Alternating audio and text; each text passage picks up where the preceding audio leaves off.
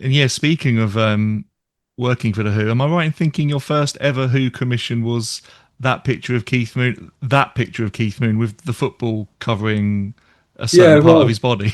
Yeah, yeah. I mean, we've been talking about tour books. The first job for the Who was doing a tour book, which was doing Bellboy, At the time, I'd been working at the design company Hipgnosis with Aubrey Powell and Storm Thorgerson. I'd been working with them for quite a few years, and I wanted to set up a studio on my own. And it worked out rather good actually, because in 1976, when I did that, I think the Hypnosis was still very busy doing a lot of projects, and they said, "Well, look, they'd been hired to do the poster and everything for Who Put the Boot In tour, and they were so busy they actually farmed the poster out to. There was a studio called NTA Studios, which comprised George Hardy, who worked a lot with Hypnosis. He did the artwork for Dark Side of the Moon and lots of other stuff for Pink Floyd. And then there was an illustrator called Bush Hollyhead, who sadly died a few years ago, who was a great illustrator, fantastic illustrator, very 70s kind of style, but lovely, lovely guy. And they'd commissioned Bush to do the Who Put the Boot In poster, a great illustration of the ball flying up in the air and Keith and Pete and everybody. And so that was already done. They'd farmed that out, but they had the concert program. And they said, "Can you do a concert program for the three shows, Swansea, Celtic, and Charlton?"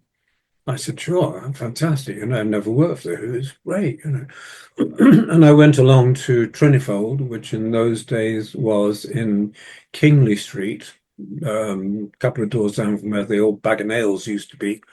And I met Bill, who was only just managing the band after Kit and Chris. And then there was this other young chap, my age, maybe a couple of years younger, called Chris Chappell, who was working at Trinifold. Trinifold was only sort of four or five people tops. It was Bill and his then wife Jackie and a few other people. And Chris and I hit it off as good friends and what have you. And so we devised the idea of doing a spoof of Playboy, based around the Keith song Bellboy, off Quadrophenia. And I was totally up for that. So the first thing we did was, I said to Chris, "Do you think Keith Moon would be up for doing a centerfold?" And he mentioned it to Bill, and Bill laughed and said, "Of course he would." You know. And of course, Keith was living in California, and but was over here for the show. I think he was in California back then. Yeah, he must have been. And so we arranged to photograph him.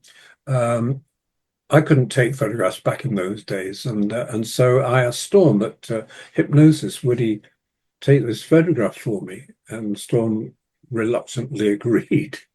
And uh, Keith and Annette were staying at the Royal Garden Hotel in Kensington. And so Chris Chaplin and I went to Birmingham Nathan as the theatrical costumiers, and we hired a bellboy's outfit. And we just got the largest one we could find.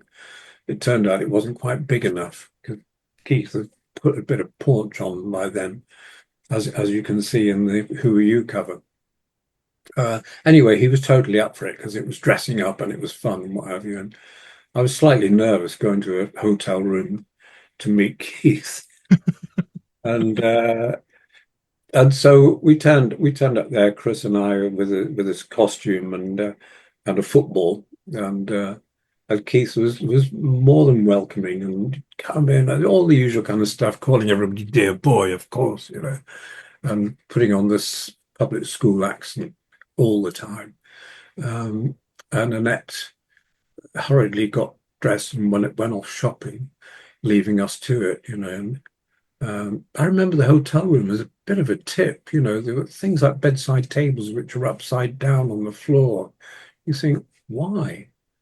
Had you been throwing the furniture around the room? Or, I went to the bathroom and the lavatory had a couple of towels stuffed in it, and I was thinking, hmm, yeah. But we dressed him up in the outsize or very small bellboy outfit. Unfortunately, it had a sort of military front where there weren't buttons. There were buttons, but there was Velcro on the inside. So we were heaving him into it, pushing his stomach in and what have you. And we dressed him up in the bellboy's outfit with a little hat on and got him a tray of drinks. And my instruction to him was, this was the cover of Bellboy. Um, I said, I want you to come in to the room when I call you and walk into the room with a tray of drinks. And I want an expression that you've just caught a couple on flagrante in the room. He said, yeah, I'll do that. I'll do that. So when he came in the room, it was like, which is the picture you see on the cover. And he was great. He was a very good actor, and he really got into it. So we did that first. That was the cover shot, and then we did the the on the sofa shot, and I think I got a copy of Men Only, or one of those glossy tit and bum magazines of the day, and there was a photograph. Kind of, I said, I want you like that. And so he relaxed on the sofa, and we did some with it nothing over his bits, and we did some with the football, and Annette's first stole was another thing, and but in the end, I think we just went with the football. I think I can't remember. I know it was on the cover of Sounds because I've just put that in the tour book. But yeah, he was totally into it. It was great fun, and the funny thing is, that Storm Thorgerson died about 12 years ago. And I remember speaking to him in the few months before he died. And I said about the photographing Keith.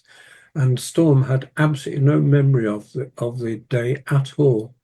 And you'd think anybody who'd done a photo session with Keith would remember. Storm said, I really can't remember doing that. Man, you'd photographed the world and his wife over 50 years. So, Keith was just one of many things that he did, but yeah, no memory of it. So that was my induction into working for the Orbaloo. Here we are, which will be next year would be 50 years.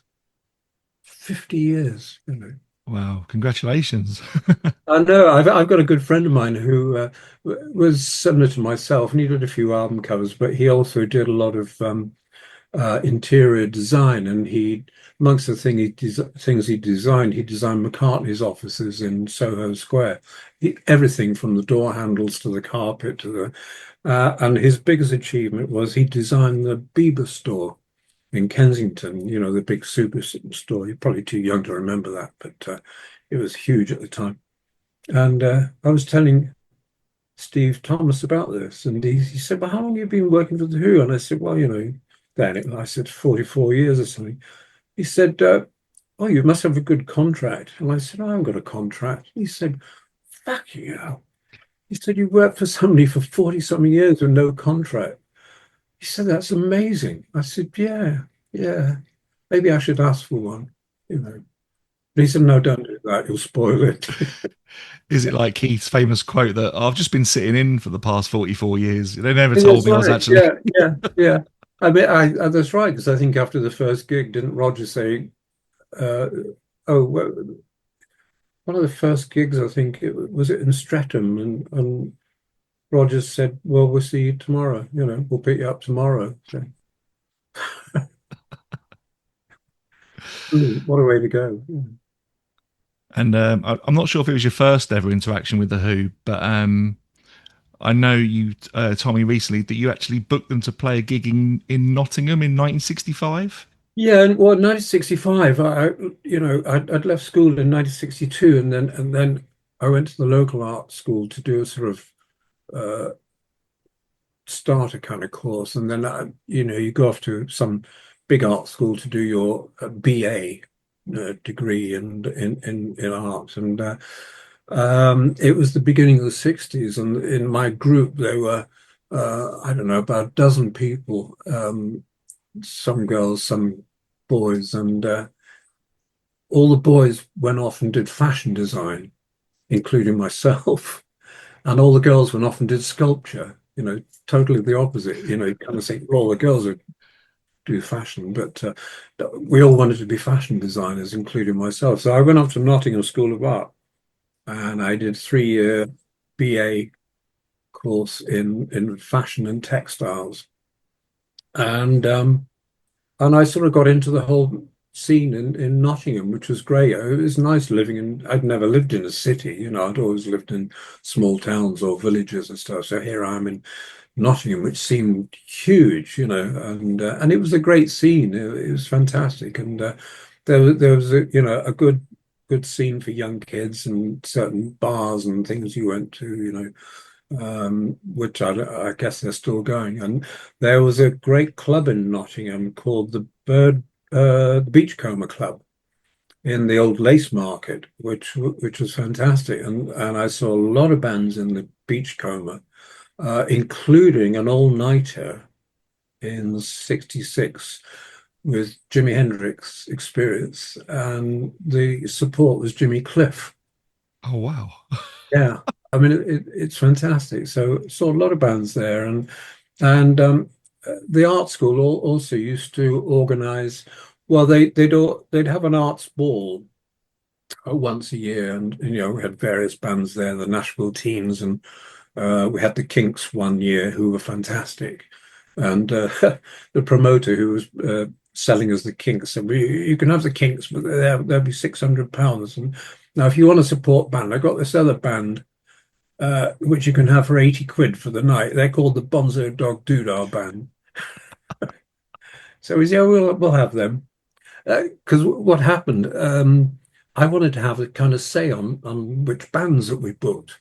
So I kind of blagged myself onto the social committee, students who organize all these kind of events. And this is where the Who comes in, because once a month we'll have what we call art school hops, and they were just dances in tiny little venues. There was a place in West Bridgeford called the Dancing Slipper. And we'd have people like Long John Baldry and or the Steam Packet, with Elton John on keyboards, Reg Dwight as he was, and Rod the Mod Stewart people. So those kind of bands, the up and coming acts and what have you. And I just bought the single of Can't Explain, so it would have been 65, the winter of 65. And I said, we're going to get this band. They're fantastic. So we did in, I think it was May of 65. And so we got the Who to play. And I think, I can't remember how much we paid, a couple of hundred quid, 300 quid, 400 quid or something. And they turned up late. They turned up a couple of hours late.